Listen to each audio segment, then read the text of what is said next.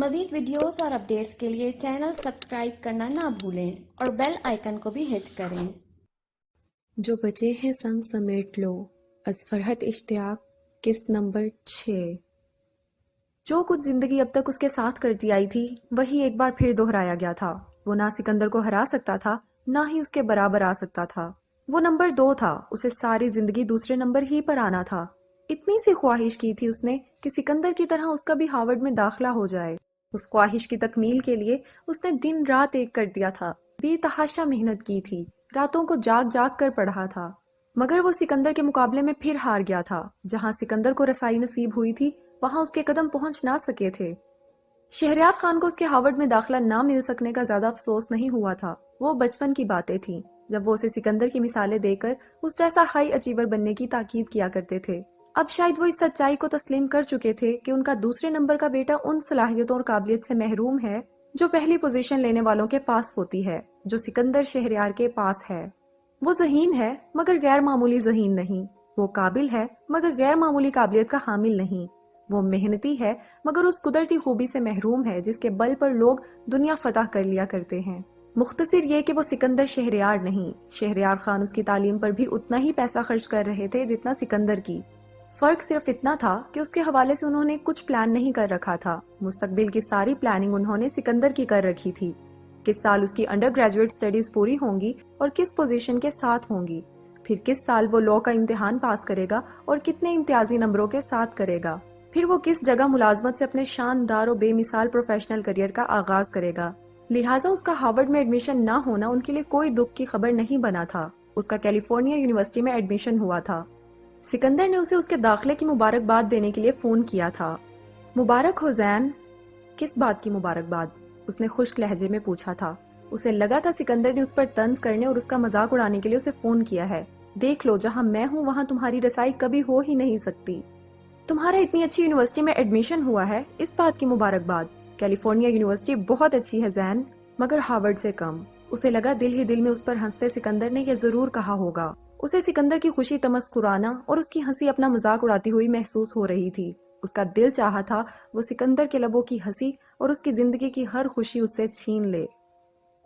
वो दोनों वापसी के सफर पर थे। खाना खत्म करते ही उन्होंने वापसी का सफर शुरू किया था। मेरी वजह से तुम्हारा आज का पूरा दिन जाया हो गया। यकीनन तुम्हारी आज के दिन के लिए अपनी बहुत सी मसरूफियात होंगी। वो उसकी तरफ देख कर बोला। अब उसके दर्द में बहुत कमी थी। मैं आजकल अपनी छुट्टियां एंजॉय कर रही हूँ, लिहाजा वक्त की कोई कमी नहीं। अच्छा हुआ तुम्हारे साथ आ गई। इस बहाने कई साल बाद मैंने नेपल्स देख लिया।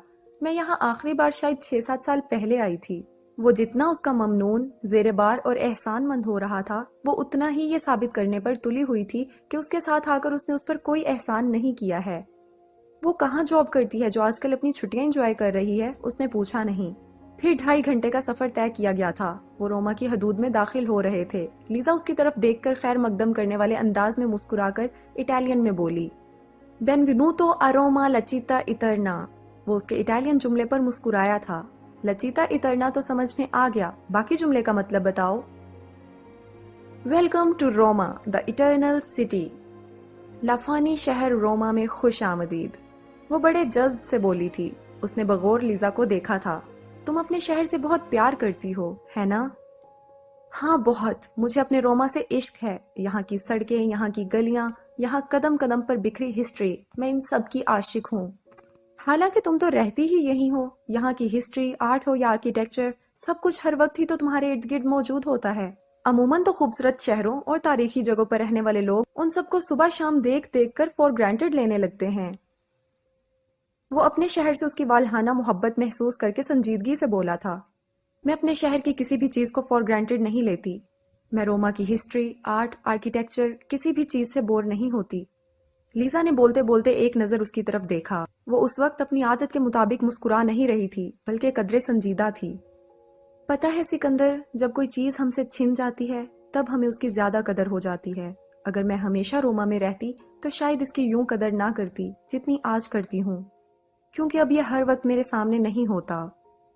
उसने लीजा के चेहरे पर एक दुख भरा एहसास उभरते देखा। वो जिस रोज से उससे मिला था, उसने उस लड़की को सिर्फ बेतहाशा बोलते और हंसते देखा था। न जाने वो अपने अंदर किस तरह का दुख बसाए बैठी थी। क्या दुनिया में कोई भी खुश नहीं? اور کسی کو نہیں مگر کم از کم مسکراہٹیں اور خوشیاں بکھیرتی اس لڑکی کو تو خوش ہونا چاہیے تھا. زندگی کو اس لڑکی کو تو خوشیاں دینی چاہیے تھیں. وہ آج صبح جب سے اس کے ساتھ تھا اپنی عادت کے برخلاف کتنا زیادہ بولا تھا, کتنی بار مسکرایا تھا. وہ چند دنوں بعد جب روما سے واپس چلا جائے گا تب لاکھ وعدے کر لینے کے باوجود بھی اس انجان لڑکی سے کبھی کوئی رابطہ نہیں رکھے گا, مگر پھر بھی وہ اس اجنبی لڑکی کو اس لیے ہمیشہ یاد رکھے گا کہ اس کی وجہ سے آج پورے 12 سالوں بعد وہ اس طرح مسکرایا ہے, اتنا زیادہ بولا ہے. لیزا اس کی سوچوں سے انجان اسے بتا رہی تھی. میں 13 سال کی تھی جب میرے ممی پاپا کی ڈائیورس ہو گئی تھی. علیحدگی کے وقت ان دونوں کے درمیان جس طرح باقی تمام چیزوں کا بٹوارا ہوا تھا اسی طرح ہم دونوں بہنوں کا بھی. اس مہذبانہ بٹوارے میں پاپا کے حصے میں آئی تھی اور میری بہن ممی کے. میری ممی کا تو یہ ملک تھا, وہ یہاں سے کیوں جاتی. میرے پاپا البتہ اٹالین نہیں تھے, انہوں نے یہاں کی صرف نیشنلٹی لے رکھی تھی.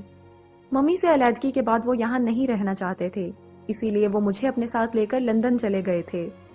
اور یوں سکندر 13 سال کی عمر میں مجھ سے میرا روما چھن گیا تھا. وہ دکھ بھرے لہجے میں بولتے بولتے ایک پل کے لیے خاموش ہوئی. وہ اس کی طرف دیکھ رہا تھا, اس کی بات توجہ سے سن رہا تھا. میں یہاں سے گئی تو میرا دل یہیں رہ گیا تھا. میرا دل کبھی لندن کا نہ ہو سکا. میرا دل ہمیشہ یہیں رہا, میرے روما میں. میرے پاپا کا ملک تو نہ اٹلی تھا نہ انگلینڈ, ان کا ملک تو پاکستان تھا. سو وہ روم میں رہتے یا لندن میں ان کے لیے کچھ فرق نہ تھا. ان کی جذباتی وابستگی تو ان دونوں میں سے کسی بھی جگہ سے نہیں تھی. لیزا کی ساری بات میں اس کے لیے حیرانی کی بات اس کے والد کا پاکستان سے تعلق ہونا تھا. اسے پہلے دن سے لے کر آج تک کبھی ایک پل کے لیے بھی لیزا کے مکمل اٹالین ہونے پر ذرا سا بھی شبہ نہیں ہوا تھا. اس نے بے اختیار حیرت سے پوچھا تھا, تمہارے والد پاکستان سے ہیں لیزا؟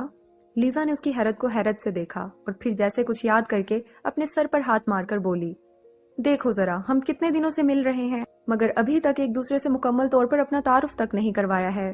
بات مکمل کر کے پھر وہ اپنے مخصوص انداز میں مسکرائی, پھر کچھ شرارت بھرے لہجے میں بولی, ویسے ابھی تک تعارف ٹھیک سے نہ ہو پانے کی وجہ یہ بھی رہی کہ تمہیں پرسنل باتیں کرنا پسند نہیں ہے, سو میں تمہارے تعارف سے محروم رہی. اور تم اتنا روڈ ہو کر ملتے تھے کہ اپنے بارے میں بھی کبھی ڈھنگ سے کچھ بتا نہیں سکی. وہ اس کی بدتمیزی اسے جتا رہی تھی اور آج مشکل وقت میں اس کی مدد کر کے اب اتنا حق تو وہ رکھتی تھی کہ اس کی بدتمیزی اور بد اخلاقی کا ذکر کر سکے. وہ تھوڑا شرمندہ سا ہوا تھا. یہ بالکل سچ تھا کہ آج تک اس نے اسے یہ موقع دیا ہی نہیں تھا کہ وہ اپنا مکمل تعارف کرا پاتی. وہ شرمندگی کے حصار سے نکلنے کے لیے سنجیدگی سے بولا, تمہاری شکل صورت سے لے کر نام تک کسی بھی چیز سے مجھے کبھی یہ نہیں لگا کہ تم اٹالین اور کرسچن نہیں ہو. لیزا عبرانی نام ہے اور یہ نام مسلمانوں میں ہوتا ہے. اس کے معنی ہیں اللہ تعالیٰ کے لیے وقف کی ہوئی. تو لیزا پاکستانی مسلمان باپ اور اٹالین کرسچن ماں کی بیٹی تھی. اسے اس انکشاف پر حیرت ہوئی تھی مگر وہ اپنی حیرت کا اظہار کر نہیں رہا تھا. ایسا کرنا اسے بچگانا پن لگ رہا تھا. باقی میرا تعارف یہ ہے کہ میں لندن میں رہتی ہوں. میں نے لندن سے پینٹنگ میں ماسٹرز کیا ہے. میں وہاں رائل کالج آف آرٹس میں پینٹنگ, لینڈسکیپ اور سٹل لائف پینٹنگ پڑھاتی ہوں. پینٹنگ میرا پیشن بھی ہے, پروفیشن بھی. جاب سے بچ جانے والے ٹائم میں پینٹنگز بناتی ہوں, اپنی ایگزیبیشن کی تیاریاں کرتی ہوں. اپنی لائف میں کافی مگن, کافی مصروف رہتی ہوں. مگر میں جتنی بھی مصروف ہو جاؤں سال کے یہ 2 مہینے لازماً روما میں گزارتی ہوں. اپنے اس روٹین پر میں 18 سال کی عمر سے کاربند ہوں. میں نے روما سے جا کر بھی اپنا رشتہ کبھی یہاں سے ٹوٹنے نہیں دیا. اسی لیے میرے اسکول کے دوست, بچپن کے ملنے جلنے والے, ان سب سے میرا آج بھی یہاں پر وہی پہلے جیسا تعلق ہے. میں آج بھی لندن سے زیادہ روما ہی میں خود کو ایٹ ہوم محسوس کرتی ہوں. میں یہاں ایسے آتی ہوں جیسے کوئی اپنے گھر آتا ہے. شاید اسی لیے تمہیں میں مکمل اٹالین بھی لگی تھی اور روما میرا گھر بھی لگا تھا. میرا تعارف تو ہو گیا, اب تم اپنے بارے میں بتاؤ. وہ دونوں اس سڑک پر سے ٹریفک میں سے نکلنے میں کامیاب ہوئے. تب لیزا اس سے بولی, میں؟ اس نے ایک پل کے لیے سوچا, پھر سنجیدگی اور بردباری سے بولا, میں نے امریکہ سے لاء میں بیچلرز ڈگری لی ہے. روبرٹو ہی کی کمپنی کے دوحہ میں واقع ہیڈ آفس میں لیگل ایڈوائزر ہوں. وہ جیسے ہی اپنے بارے میں مختصر لفظوں میں بول کر خاموش ہوا, لیزا کہکا لگا کر ہنس پڑی. اتنا تفصیلی تعارف؟ میں سنتے سنتے تھک گئی, تم بولتے بولتے نہیں تھکے. وہ اس کا طنز سمجھ رہا تھا مگر جواباً خاموش رہا تھا. لیزا آنکھوں میں شرارتی سی چمک لیے مسکرا کر مزید بولی, تم اگر اپنے تعارف میں اس سے زیادہ ایک لفظ بھی اور بولتے تو میں بہت حیران ہوتی, کیونکہ میں یہی توقع کر رہی تھی کہ سینیور سکندر نے مجھے اپنے بارے میں کچھ بھی نہیں بتانا ہے. وہ اس کے صاف کو انداز پر تھوڑا کھسیانہ سا ہوا تھا. گاڑی اس کے ہوٹل کے نزدیک پہنچ چکی تھی. خود کو اس کھسیاہٹ سے نکال کر اس نے ممنونیت سے لیزا کی طرف دیکھا. وہ بہت اچھے لفظوں اور بہت اچھے انداز میں اس کا شکریہ ادا کرنا چاہتا تھا. لیزا تمہارا بہت شکریہ، تم نے میرے لیے بہت زحمت اٹھائی ہے۔ وہ مزید بھی کچھ اور جملے بولنا چاہتا تھا مگر لیزا نے اسے اس کی بات پوری نہیں کرنے دی تھی۔ سینیور سکندر، اس طرح کی رسمی باتوں سے مجھے بڑی گھبراہٹ ہوتی ہے، اور ویسے بھی آپ کے اوپر آپ کا روڈ انداز زیادہ جچتا ہے۔ ساری دنیا سے ناراض، غصے میں بہت کم بولتے ہوئے وہ ہنس کر اسی بے تکلفانہ شریر انداز میں بولی تھی۔ اس کی بات کا برا ماننے کے بجائے وہ بھی خوش دلی سے مسکرا دیا تھا۔ لیزا نے اس کی طرف اپنا ہاتھ بڑھایا تھا۔ کیا اب ہم دوست ہیں؟ اس نے مسافہ کے لیے بڑھا لیزا کا ہاتھ تھاما تھا۔ ہاں۔ وہ روم سے جا کر زندگی بھر اس سے ملے گا نہیں، اس سے کوئی تعلق، کوئی واسطہ نہیں رکھے گا، تو دوستی بیچ میں کہاں سے آ گئی؟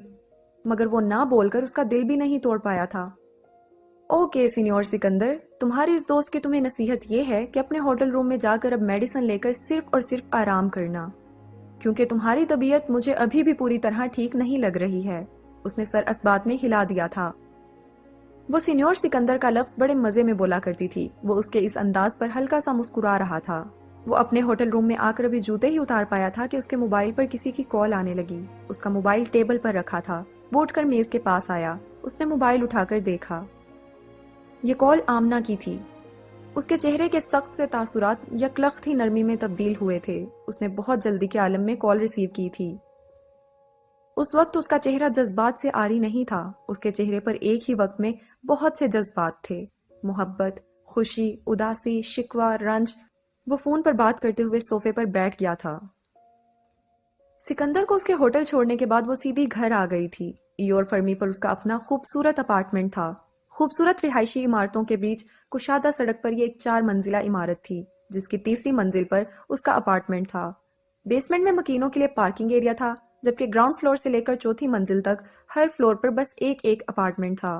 تمام اپارٹمنٹس کشادہ اور خوبصورت تھے۔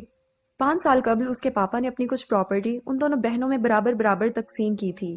تب اپنے حصے کا کچھ پیسہ بینک میں رکھ چھوڑنے کے بعد بقایا رقم سے اس نے یہ اپارٹمنٹ خرید لیا تھا۔ اس سے قبل ہر سال وہ چھٹیوں میں روم آتی تو ہوٹل میں ٹھہرتی تھی۔ اپنا یہ اپارٹمنٹ یہاں خرید کر اسے بڑا سکون ہوا تھا۔ اب اپنے روما سے اس کا رشتہ بہت مضبوط ہو گیا تھا کہ اب یہاں اس کا اپنا گھر تھا۔ وہ سال کے 2 ماہ یہاں گزارتی تھی۔ باقی وقت اس کے اپارٹمنٹ کی دیکھ بھال نینی کیا کرتی تھی۔ کچن سے کام کیے جانے کی آوازیں آ رہی تھیں، گویا نینی رات کے کھانے کی تیاری میں مصروف تھیں۔ ہائے نینی، اس نے کچن کے دروازے سے اندر جھانکا۔ رات بھر کے جاگنے اور دوسرے شہر تک جانے آنے کی تھکن اس کے چہرے سے عیاں تھی، مگر مسکراہٹ بدستور اس کے لبوں پر موجود تھی۔ آ گئیں؟ یہ اچانک صبح سویرے تمہیں نیپلز جانے کی کیا سوچی؟ صبح ہڑبونگ مچاتی اتنی جلدی میں گئی، مجھے پوچھنے تک کا موقع نہیں دیا کہ اتنی افراتفری میں جا کس کام سے رہی ہو۔ نینی نے گردن گھما کر قدرے فکر مندی سے اسے دیکھا۔ 60 سال کی عمر میں وہ اب بھی چاقو چوبند تھی، اور لیزا کو وہ اسی طرح عزیز تھی جیسے ایک بچے کو اپنی ماں۔ وہ بچپن میں اس کی اور سیم کی آیا تھیں، مگر اس نے انہیں کبھی اپنی ملازمہ نہیں سمجھا تھا۔ لمبی کہانی ہے نینی، فریش ہو آؤں پھر سناتی ہوں، وہ مسکرا کر بولی اور چھپاک سے کچن سے باہر نکل گئی۔ اس کے اپارٹمنٹ میں 2 bed rooms, kitchen, drawing room اور ڈائننگ روم کے علاوہ اوپر کی منزل پر واقع ایک کمرہ جسے اس نے اپنا اسٹوڈیو بنا رکھا تھا موجود تھے۔ ایک کمرہ اس کا تھا، ایک نینی کا۔ ڈرائنگ روم زیادہ تر لیونگ روم کے طور پر استعمال ہوتا تھا، تبھی اس نے ٹی وی بھی وہیں رکھا ہوا تھا۔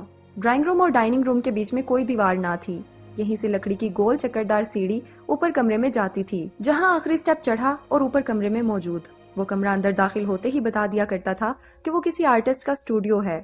وہاں جا بجا اس کی مکمل اور نامکمل پینٹنگز اور پینٹنگز بنانے سے متعلقہ سامان بکھری حالت میں پڑا نظر آتا تھا۔ اسٹوڈیو کا باہر کی طرف کھلنے والا شیشے کا دروازہ چھوٹی سی بالکنی میں کھلتا تھا۔ وہاں اس نے کچھ گملے اور ایک آرام دہ کرسی رکھی ہوئی تھی۔ جب کبھی کام کرتے کرتے تھکاوٹ کا احساس ہوتا یا کئی گھنٹے اسٹوڈیو میں گزارنے پر گھٹن محسوس ہونے لگتی، تب وہ بالکنی میں آ کر بیٹھ جایا کرتی تھی۔